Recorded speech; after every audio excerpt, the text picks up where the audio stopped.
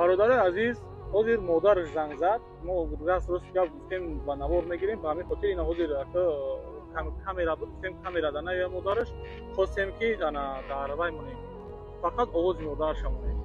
مادر جان السلام علیکم. مادر جان خوبه نغزین؟ الحمدلله خدا شکر. مادر جان ما پیش همین اپا دایم اپا ادیبا دایم پیش دختر شما دا همون مسئله ای که همون بچه خیر مهاجر یک تا در یوتیوب هست دختر شما را بروماده هر ویدیوش در گپی پست بلند میزنه. ما اومدیم در حقیقت این اپا پیش ما برومد یگم کس نمیگریزه در روز نبوده. اگر در روز میبود ما خیلی فکر میکردم که بیرون پیش ما نمیبرومد. شما یک تلان داره که ما باور داریم که شکوی تلانش حقیقت داره که مقصد این آدم بیره برومد. شما چی گفتن اینه که مادر جان؟ آخری بسیار ایره اگراجت کردن دیگه آخری هم تمام کرد. آخری این آدم کسری میشه و کاری که یو کده در شان شرفی انسان بوزی کردن و در یوتیوب در جهان گل خدو بترسنه و هر مادر خچونه دارن نخو ازدیوات سکن در شان شرفی یک دختری توچیک بازیانه را پر پارتون ویدیو نمی برویا ایادی بعد می برویا بعد نوبت تای بس تو ترا بو خیلی مک نوزیق نشه نوبت تای وزیبو ای حرامزاد تو فراموش نکن نوزش داد کنین یوتیوب دا وجه مونتاژ رفته است میبینم تو بچه کو میکنی انا مادر تو نگم حقیقت شما نه انا نه وقت شما من امروز کار میگیرم مادر تگم تو د پاتری مادری هم تا میگم مادری هم فرزند من با این کارو تیار نبودی. فرزند خیلی کارو نمیتونه همین کارو باید هم دختر تومت کرد. هر یه ویدیویی که برای خیر مهاجر و جایی که مادر پدر خواهر دادن میگه نام فرزند من قنچر نه کسی تو کرد در موبایل ویدیوش میگیره و گپ میزنه.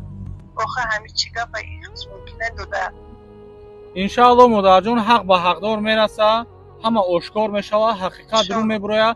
شهرمردای توجیکی ما همشون دیده است. شما را در همه کانال‌ها انشاءالله میپرتیم میبینن که کی در اینجا حقه کی نه حقه. کاری منو ببینه که نمیدونه دخترچه من در کجا اون ویدیو رسیه میره بود در کجا سفر توجیکستان بیش بودن میروند که اخی بچه فرزند من تلخکف کرد فقط اگراجت مادر جان تلخکف شید دختری بچه دورو میخورد بنام خدا دورو میخورد همی بودن توجیکوی را دستگیر کردن قبلا این کورانک من اینجا موردم بیسانه فرزند ما کسی بکشه من چکو میکنم دایره غریبی مادر جان فرزند یک کسی که با خودکشی میاره خودم کن نخود که بخیزی مادری توجیکا دختری توجیکا تو پراستیتوت که تیا قنچه خیده یوتیوب برای افتری گپوهای.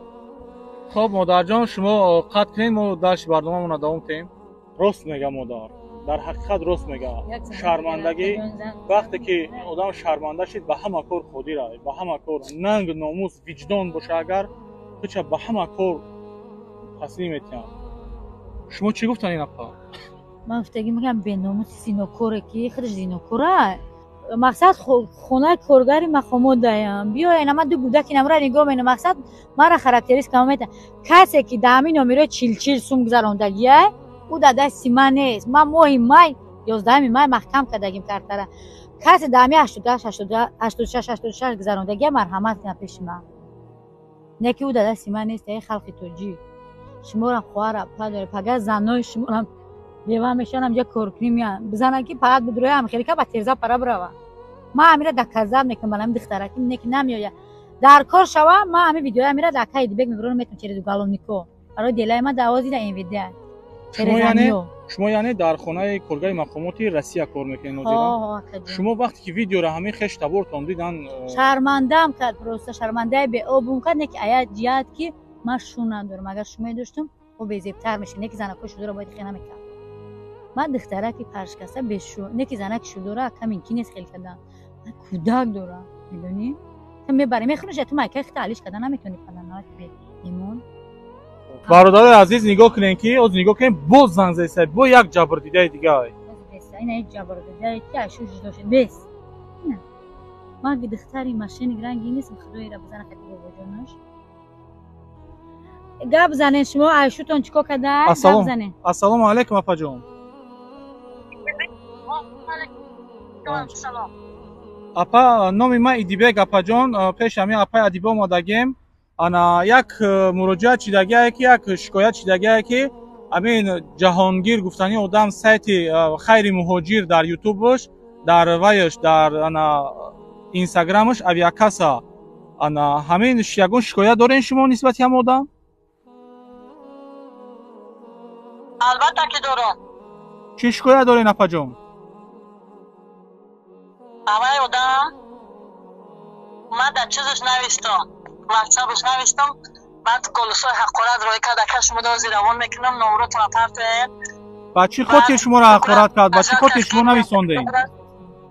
من گفتم که دختری توجیک خیلی نه که گفتم تو حق نداری، گفتم نه مقصد نه پدرشی نه کشی نه دادرشی تو حقوق نداری، گفتم همین گفت را من گفتم اکا و گیری فرشت مادری شما را فلان کنم فلان در کزد میکنم همین گفای چی قبه مدازد من همون چی دارم میتونم شما در روان کنم. میتونین اپا جان میتونین. برای شوتون با چیکو کرد بودکتون اقیدیتون چیکو کرد بعد بچم در چی بود در واتساپ هم بود گفت که این بچه تازی در واتساپ میپرتم شوت من در زنگ میزنم من طرف قنچق میبرونم نوبتی تای گفت یوتیوب در پرتفتن همین چی دارم من گراجت کرده وای همین چی دارم از تایده. خب فهمو اپا جان. شما اپا گفتین که انا ای شوهرتون جدا شدین ای پیش همی آدمه؟ با چی هست؟ چی گفته که شما شوهرتون جدا شدین اپا شوهرتون چی گفت کی؟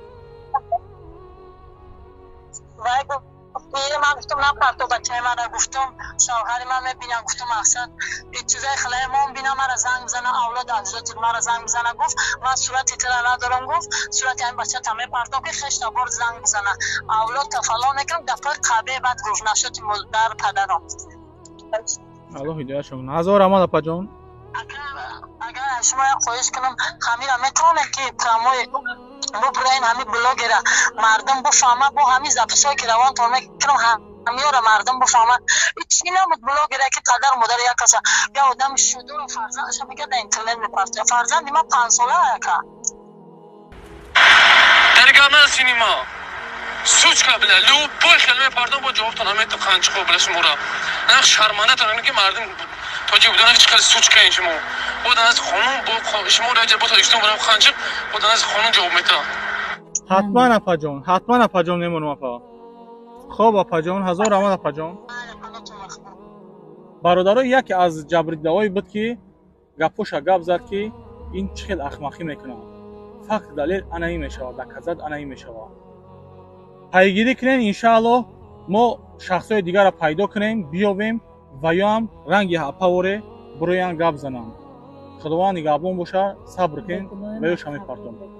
ای اپا در حقیقت بگناه ای اپا نه یگم بیراه نه یگم وای الحمدلله اومدیم جای کار شدیدیم. شخصا من جای کار شدیدم در یک خانه کودک نگاه میکرده یگم گپ زیاتی یگم وای داج ما جزات کردیم گفته که من جواب میگیرم جواب گرفت برام در خانه کودک نگاه میکرده. فکر میکنم مرا درست فهمیدین شما هم درست بشین بعض شغل نشین مرد بچه بشین